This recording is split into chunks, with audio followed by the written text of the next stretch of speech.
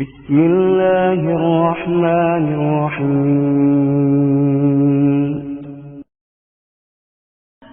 Baik, banyak orang saudara-saudara kita menuduh kita dengan Wahabi, ya. Maka mungkin mereka tidak tahu siapa Syekh Muhammad bin Abdul Wahab rahimahullah taala. Apalagi banyak orang-orang Syiah yang menyebarkan isu bahwasanya Wahabi mengkafirkan kaum muslimin, Wahabi ya suka menumpahkan darah kaum muslimin, ya.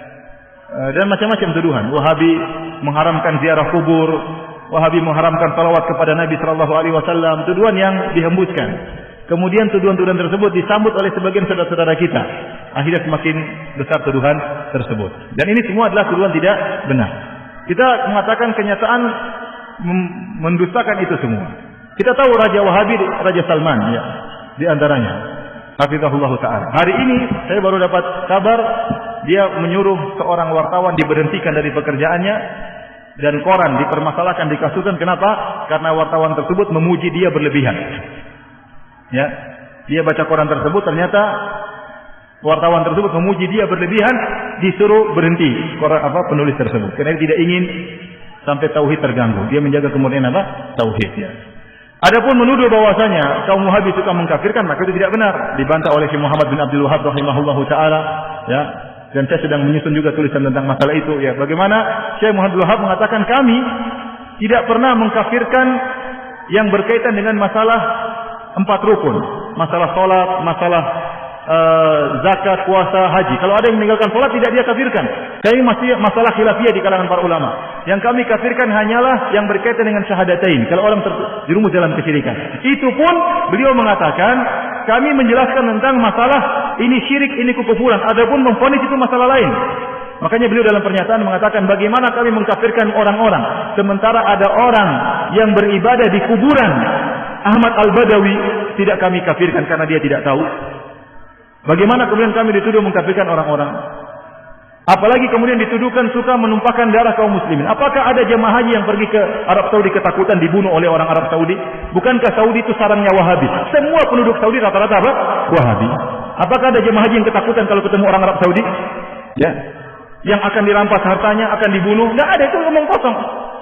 Atau kalau orang Saudi memberi bantuan, gratisan banyak, pelayanan. Ya. Bahkan Raja Salman kalau sudah memberikan bantuan, sebelumnya Raja Malik Abdullah, kalau sudah beri bantuan kemana saja, Suriah dibantu luar biasa. Jutaan orang Suriah dibantu di Arab Saudi. Ya. Kemudian bantuan terhadap Palestina, kumpulin duit langsung entah berapa triliun langsung dikirim ke Palestina. Bantuan, yang ini jarang diekspor. Di tanah air kita juga banyak bantuan. Ya. Banyak masjid-masjid dibangun. Ya. Sering yang membangun masjid tidak tanya-tanya apakah masjidnya itu orangnya tahlilan atau tidak. Tidak ada pertanyaan. Pokoknya butuh masjid bangun. Betapa banyak orang bangun masjid. Tidak ditanya mauludan atau tahlilan. Tidak, bangun masjid. Betapa banyak pondok-pondok dibantu. Ya. Ya. Kemudian juga ya Suriah, Yaman dibantu. Secara madhab kalau kita bicara akidah ada perbedaan. Ya. Kita tahu Yaman bukan Wahabi, kita tahu Suriah bukan juga Wahabi, Palestina juga bukan Wahabi, tapi dibantu sama raja-raja Wahabi. Kemanusiaan mereka tinggi. Maka maksud saya seorang jangan menuduh yang tidak-tidak. Kalau dia menuduh bahwasanya Syekh Muhammad bin Wahab melarang untuk ziarah kubur, tidak benar. Kita suruh ziarah kubur, yang tidak boleh kalau minta kepada penghuni kubur. Ya. Dilarang bersolawat. Saya bilang kita tiap hari bersolawat. Allahumma salli ala Muhammad sallallahu alaihi wasallam. Berulang-ulang dalam ceramah kita bersolawat, ya. Yang dilarang mungkin solawat yang mengandung mana-mana kesyirikan, itu yang dilarang. Adapun kalau solawat yang sunnah silakan. Ya. Oleh karenanya seorang berhati-hati tatkala memberi tuduhan yang tidak-tidak, ya, karena termakan dengan provokasi sebagian orang. Kalau dia nuduh Syekh Muhammad bin Wahab dengan tuduhan yang tidak-tidak, ingat dia akan disidang oleh Allah pada hari kiamat. Kita kalau nuduh orang tidak benar, kita akan disidang berhadapan dengan Syekh Muhammad bin Abdul Wahab. Dan hati-hati jangan-jangan pahala kita diambil oleh beliau seluruhnya. Karena kita tuduh dia dengan tuduhan yang tidak-tidak. Ya, ini bahaya, hati-hati. Maka seorang tatkala berbicara hendaknya dia berpikir sebelum mengucapkan apa yang dia ucapkan. Dan saya katakan bahwasanya kita bersabar kalau dituduh yang tidak-tidak, yang penting kita menjalankan sunnah. Dan ingat, kita tidak ada yang mengkultuskan Syekh Muhammad bin Abdul Wahab. Syekh Muhammad bin Abdul Wahab rahimahullah hanyalah seorang ulama yang bermadzhab Hambali. Jadi bisa salah, bisa benar. Kalau salah kita tolak, kalau benar kita ambil. Dia sebagaimana ulama-ulama yang lain, bisa salah, bisa benar. Makanya dalam kajian-kajian kita juga Hampir tidak pernah kita bilang berkata Wahabi, berkata Muhammad bin Hampir tidak pernah. Saya yang sampaikan dari apa saya ucapkan. Perkataan Syekh Muhammad bin Wahab tidak ada saya ucapkan, tidak ada saya nukilkan. Ya, hampir tidak pernah. Kita sampaikan perkataan para ulama, perkataan ahli tafsir, siapa saja. Maka jangan kita berbuat zalim terhadap seorang pahlawan seperti Syekh Muhammad bin Wahab. Beliau adalah pahlawan. Dengan jasa beliau berdirilah kerajaan Arab Saudi. Dengan jasa beliau berdirilah kerajaan Arab Saudi. Yang sekarang kita bisa merasakan kenikmatan adanya kerajaan Arab Saudi. Ya. Adanya ketentraman, adanya keamanan, adanya ibadah yang tentram di sana. Bagaimana bantuan kerajaan Arab Saudi kepada negara-negara Islam. Itu salah satu jasanya Syekh Muhammad bin Abdul Wahab rahimahullahu ta'ala. Jadi saya sering sampaikan, Syekh Muhammad bin Wahab itu di Saudi seperti Tuanku Imam Bonjol di tanah air kita. Seperti Pangeran Diponegoro di tanah air kita. Maka mereka cinta kepada pahlawan mereka. Wajar. Kalau mereka cinta, mereka pelajari buku-bukunya. Tapi mereka tidak fanatik. Kalau salah, dibilang salah. Allah alam bisawab. Sudah stempel. Jamaah, memang stempel Wahabi ini sangat menakutkan. Karena aliran Wahabiyah ini itu aliran yang dibentuk oleh Abdul Wahab bin Rustum, aliran Khawarij yang ada di daerah, sehingga akhirnya stempel Wahabi diberikan kepada Syekh Muhammad bin Abdul Wahab. Padahal kalau memang betul mereka jujur dan benar, maka stempelnya Syekh Muhammad bin Abdul Wahab apa? Muhammadi. Karena namanya beliau Muhammad bin Abdul Wahab. Abdul Wahab itu bapaknya. Sedangkan kalau yang ada di Afrika situ, itu namanya Abdul Wahab bin Rustum. Sehingga stempel ini diberikan. Orang takut, ini orang yang mengkafirkan orang lain, yang gampang membid'ahkan orang lain, yang tidak setuju dengan kelompoknya, dibunuh sama dia. Betul, memang aliran Wahabiyah seperti itu yang ada di daerah Afrika sana.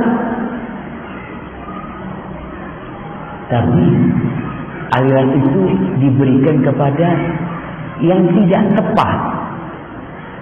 Ada yang mengatakan Wahabi ini Yahudi. Subhanallah. Dia maksudnya Wahabi sekarang siapa? Raja Salman. Nah, kalau mereka mengatakan Wahabi sekarang adalah Saudi ya. Subhanallah.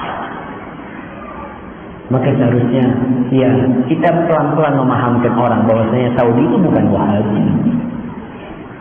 Mereka itu mengajarkan sunnah. Mereka mengajak kepada, kalau belajar fikih kita tahu fikih yang dipakai. Anak sekolah di Madinah. Jadi kalau dikatakan orang yang Wahabi, orang yang paling ngerti Wahabi mungkin di antara antum yang ada di sini. Anak 15 tahun di Madinah belajar. Kita belajar semua aliran di sini. Semua mazhab kita pelajari. Kita belajarnya udah yang namanya fiqhul muqaranah, perbandingan. Bukan lagi dicekokin yang harus kayak gini. Enggak. Kita itu punya Al-Quran dan punya Sunnah. Dan kita punya ulama-ulama yang telah banyak memberikan andil buat kita, berandil dalam menyimpulkan hukum-hukum. Itu yang dipelajari di dalam mazhab Syafi'i, mazhab Hambali, mazhab Hanafi dan mazhab Maliki. Bahkan Saudi sekarang lajnah daimah. Majelis ulamanya itu dari 4 mazhab itu ada. Majelis ulamanya dari 4 mazhab ada. Ada yang Hanafi, ada yang Maliki, ada yang Syafi'i, dan ada yang Hambali. Cuma itulah kebencian kepada Al-Quran dan Sunnah kadangkala yang membuat orang jadi buta. Dan juga mungkin sebabnya salah satu orang atau oknum yang mengajak kepada Sunnah untuk menghidupkan Sunnah Nabi Muhammad SAW, tapi caranya nggak benar, sehingga menimbulkan keresahan di masyarakat yang macam-macam. Jadi kalau anak antum nggak perlu ditunda untuk bertobat, artinya kembali kepada Allah. Dengan apa? Kalau itu perintah Nabi, amalkan. Itu larangan, tinggalkan.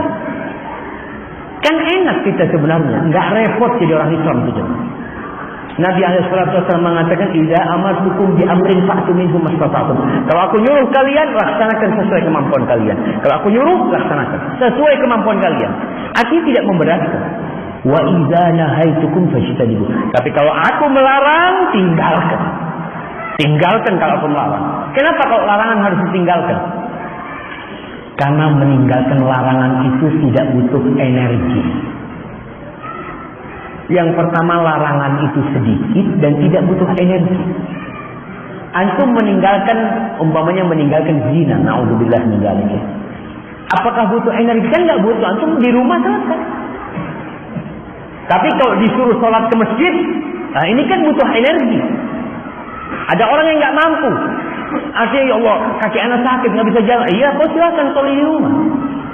Tapi kalau untuk meninggalkan yang haram, apa sih beratnya? Meninggalkan yang haram itu kan kau nggak perlu bekerja. Tinggalkan khamar udah, tinggalkan riba, ya udah selesai, diam aja Pak. Tapi kalau sudah amal, maka sesuai kemampuan. Hadza wallahu a'lam bishawab.